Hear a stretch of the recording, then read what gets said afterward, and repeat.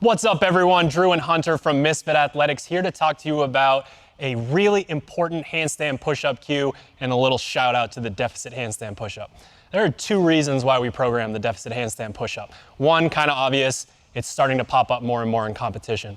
But the second one is the law of accommodation, right? If we keep doing the exact same movement, it can be really challenging to get more proficient in it. So we want to add a little bit of a deficit so that you really sort of have to work for those reps. So when we pull the deficit away, you can really cruise through it. The cue we're talking about today is insanely important, and it might sound simple. The reason it's challenging to execute on and to coach is because you're moving fast and you might not be able to see it.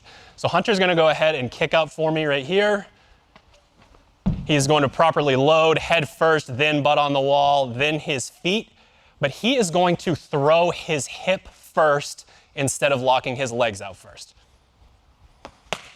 Does that look familiar? All of us have been there, whether you're doing this now and you're a CrossFit Games athlete or you're learning how to get your first handstand push-up. We have those reps where we feel like we're floating out in space, hoping that maybe we come in contact with the wall.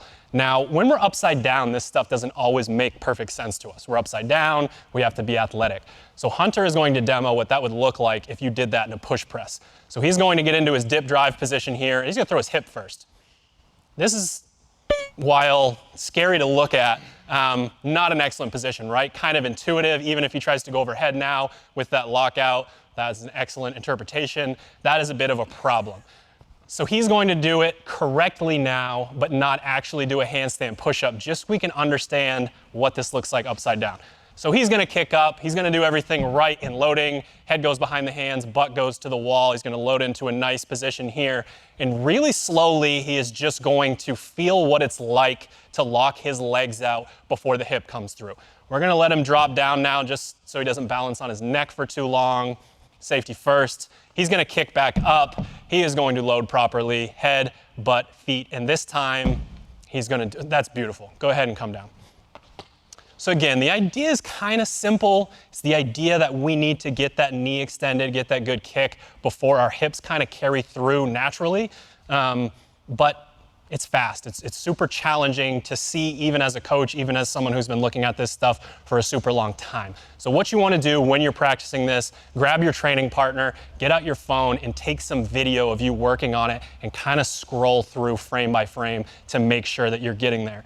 Anytime you're dealing with skill work, it's super important to understand that it is skill work and we don't necessarily need intensity. We need to walk before we run. So make sure, again, that those legs open and then the hip opens naturally after that. And handstand push-ups, whether they're deficit or not, are gonna be much easier. If you like what you're seeing, hit that subscribe button, throw us a like. We'll see you next time.